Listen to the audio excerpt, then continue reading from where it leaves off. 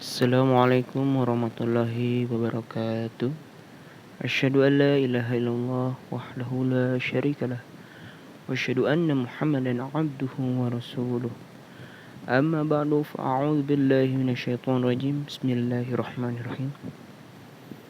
Rekan-rekan semuanya dimanapun berada, alhamdulillah kemarin kita telah membahas buku apa perbedaan Ahmadi dan Ghair Ahmadi. Pada hari ini insyaallah saya akan menyampaikan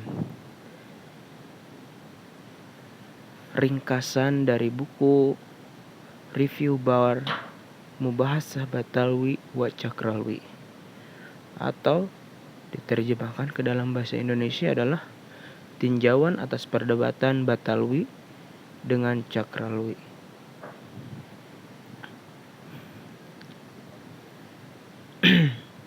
Buku ini termasuk ke dalam Ruhani Khazain jilid 19, diterjemahkan oleh Maulana Mahmud Ahmad Wardi Syahid pada tahun 2016 dicetak. Ada statement penting dari almarhum Bapak Amir Nasional Maulana Abdul Basit Syahid. Beliau menuturkan bahwasanya buku ini penting untuk dibaca dan dipelajari agar wawasan pengetahuan kita tentang hukum Islam menjadi bertambah. Nah, jadi di dalam buku ini Hazrat Masih Maud alaihi salatu wassalam menyampaikan tinjauan beliau atas perdebatan yang terjadi antara Maulwi Abdullah Sahib Cakralwi dan Maulwi Muhammad Hussein Batalwi. Kedua orang ini, Maulwi Abdul Sahib Cakralwi, dia adalah orang yang menganggap hadis-hadis Nabi SAW itu adalah barang ronsokan dan tidak pantas. Bahkan tidak mempercayai hadis. Sedangkan Maulwi Hussein Batalwi menyebut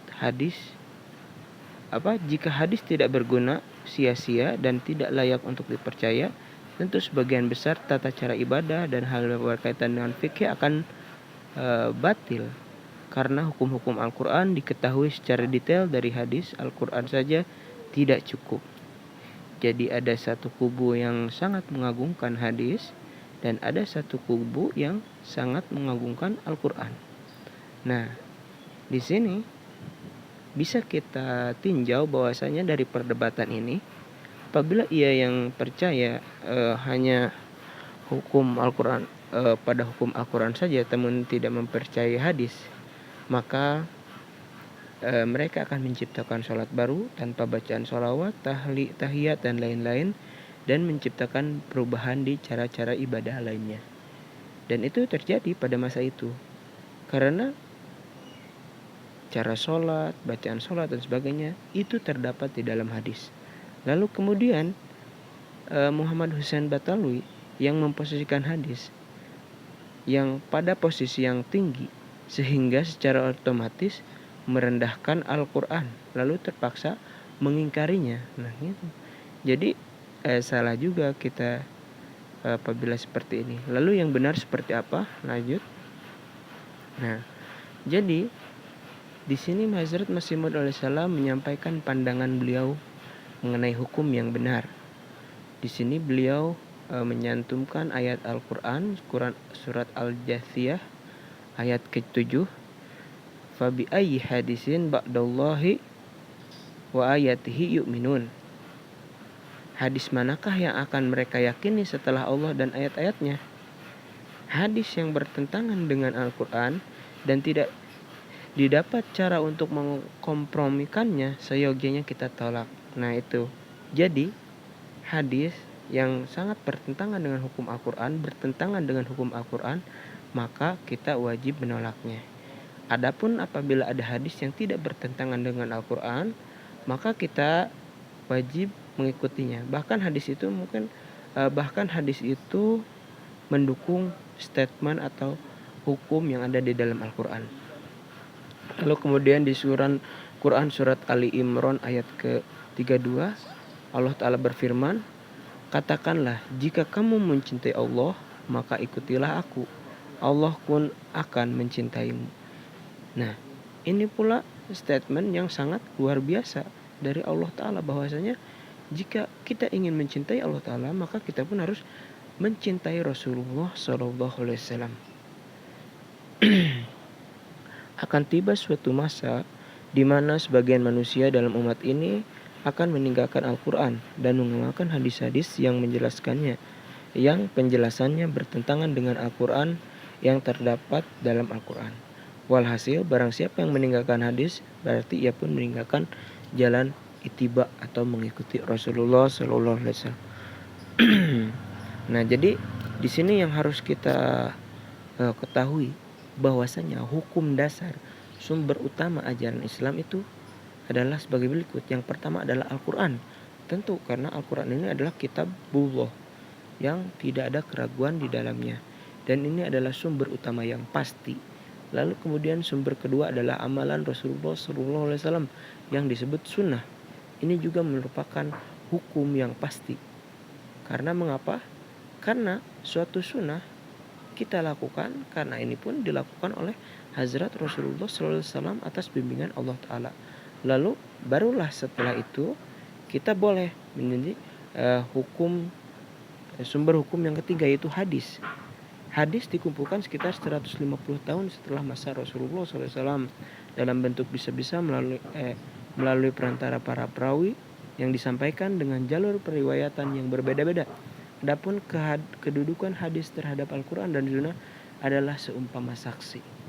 Jadi kita harus tetap mendahulukan Al-Quran dan Sunnah, baru setelah itu sebagai saksinya kita cari di dalam hadis.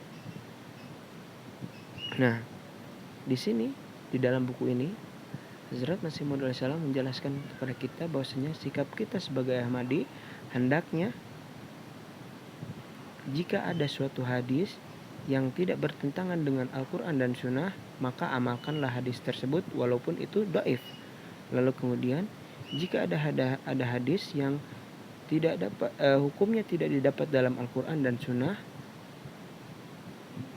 maka hendaknya kita merujuk kepada fikih Hanafiyah. Lalu kemudian jika di dalam fikih Hanafiyah pun tidak ada, maka kita hendaknya memanfaatkan ijtihad. Lalu kemudian yang terakhir, berkenaan dengan hadis, hendaknya kita tidak seperti kelompok Husain Batalwi yang bersikap condong, dan jangan pula seperti Abdullah Cakrawi yang fanatik, melainkan anggaplah jemaat kita ada di tengah-tengah, ya. Nah, lalu di dalam buku ini juga Hazrat Masih Maud alaihissalam menjelaskan tentang khataman nubuwah apa saja. Jadi Al-Quran ini merupakan kitab syariat terakhir, dan setelahnya tidak akan ada lagi nabi dalam konteks membawa syariat. Lalu kemudian adapun kenabian dapat diraih dengan cara mengikuti Rasulullah SAW, dan pintu kenabian ini akan terbuka hingga hari kiamat. Hanya kenabian dengan syariat baru atau nubuah mustaqilah yang telah terputus. Lalu kemudian Rasulullah SAW adalah Khatamul Anbiya. Secara rohani kedudukan beliau sebagai bapak bagi para salihin. Lalu kemudian jika dari sisi rohani Rasulullah tidak mempunyai keturunan, maka na'udzubillah beliau SAW tidak memiliki putra baik secara jasmani maupun rohani. Na'udzubillah, ya. Lalu kemudian jika Nabi Isa AS turun dari langit lalu mengaku mendapat gelar kenabian karena mengikuti Rasulullah, apakah itu dapat dipercaya? Sedang beliau adalah penerus dari syariat Musa alaihissalam. Nah, ini pun sangat luar biasa, ya, beliau menyampaikan kepada kita bagaimana kita harus bersikap. Nah, ini juga di sini di dalam buku ini dijelaskan bahwasanya orang-orang itu berlaku aniaya kepada Nabi Isa alaihissalam. Yang pertama adalah tanpa menyangkal tuduhan laknat, mereka telah mengangkat tubuh beliau ke langit yang dengannya sanggahan orang-orang Yahudi terhadap beliau tetap benar adanya. Lalu mereka mengatakan bahwa Al-Quran tidak ada keterangan mengenai kewafatan beliau, seakan-akan muncul bukti akan ketuhanannya. Mereka telah menarik beliau ke langit dalam keadaan tidak berhasil. Mengangkat seorang nabi ke langit sedang tugas tablignya belum selesai, ini bertentangan dengan kehendak Nabi Isa alaihissalam. Nah, demikianlah isi dari buku perdebatan antara Cakrawi dan Batalwi. Semoga kita semua senantiasa mendapat makrifat dari Allah Ta'ala, dan semoga ilmu kita dapat senantiasa bertambah. Akhiru da'wana alhamdulillah rabbil alamin. Assalamualaikum warahmatullahi wabarakatuh.